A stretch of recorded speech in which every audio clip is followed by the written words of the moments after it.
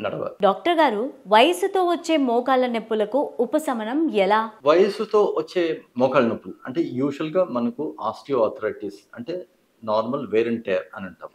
అయితే ఇది ఏ స్టేజ్‌లో ఉన్నామనేసేసి గమనించి దాన్ని బట్టేసేసి మనకు ట్రీట్మెంట్ కానీ చేయడం ఉంటుంది. అంటే 3 స్టేజెస్ అంటాం. Mild, moderate and severe. Mild అంటే చిన్నగా ఉంటుంది. బాగా నడిస్తే నొప్పులు రావడం చేయడము. వాపేముండదు. రాత్రిలో నిద్ర డిస్టర్బ్ ఏం కాదు. మీ కార్యక్రమాలన్నీ చేసుకోవచ్చు. దాంట్లో నో రెస్ట్రిక్షన్స్. మీరేమైనా స్పోర్ట్స్‌లో గాని పాల్గొనే వాళ్ళుంటే కూడా అవన్నీ చేసుకోవచ్చు.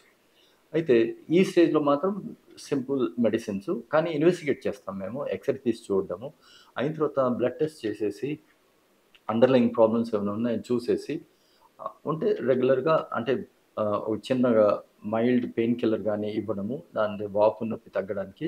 అయిన తర్వాత ఈ జాయింట్ వేర్ అండ్ టేర్ అప్పుడే ఇనిషియేట్ అవుతుంది కాబట్టి దాన్ని repairing కొరకనేసేసి chondro protective and chondro రిపరేటివ్ ఇవన్నీ మెడిసిన్స్ ఉన్నాయి. అవన్నీ వాడుకోవచ్చనమాట. అయితే ఇది మైల్డ్ స్టేజ్. ఇక మోడరేట్ స్టేజ్ అంటే మిడిల్ స్టేజ్. దాంట్లో అరుగుదల ఇంకా ఎక్కువగా వస్తుంది. అంటే 40, 50% వరకు అరిగి ఉంటుంది. దాంతో ఏమవుతుందంటే ఎక్కువ దూరం నడవలేరు. మెట్లెక్కితే నొప్పి ఉంటుంది. అయిన తర్వాత రాత్రిలో కూడా నొప్పి రావచ్చు. స్లీప్ కూడా డిస్టర్బ్ కావచ్చు. కానీ కొంతవరకు వాపు ఉండొచ్చు. కానీ డిఫార్మిటీ గానీ ఏముండదు. అంటే కాళ్ళు వంకరగా కావడం చేయడం. ఈ స్టేజ్‌లో కూడా మనం మెడిసిన్స్ వాడొచ్చు.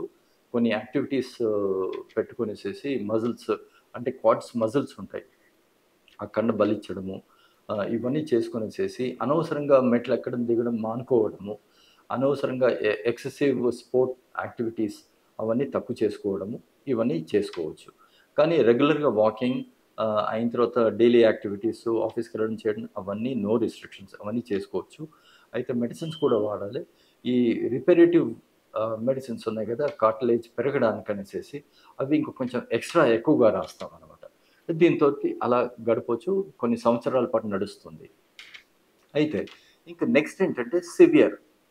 అంటే గ్రేడ్ 3, 4 ఆ స్టేజ్‌లో ఉంటాం మనము. జాయింట్ బాగా అరిగిపోయి ఉంటుంది. 70, 80% అరిగిపోయి ఉంటుంది. అయిన తర్వాత ప్రతి స్టెప్పు నొప్పిగా ఉంటుంది. కాళ్ళు వంకరగా కూడా కావచ్చు. స్లీప్ ఎలాగో డిస్టర్బ్ అయ్యి ఉంటుంది. అయితే ఈ స్టేజ్‌లో అంటే సివియర్ స్టేజ్‌లో ఆహ్, మేము సజెస్ట్ చేసేదేంటంటే సర్జరీ సజెస్ట్ చేస్తాం. అది కూడా పెయిన్ ఉంటేనే. పెయిన్ ఎక్కువగా ఉంది సర్జరీ. పెయిన్ తక్కువగా ఉంది అనంటే ఇంకా మెడికేషన్ కూడా నడుపుకోవచ్చు.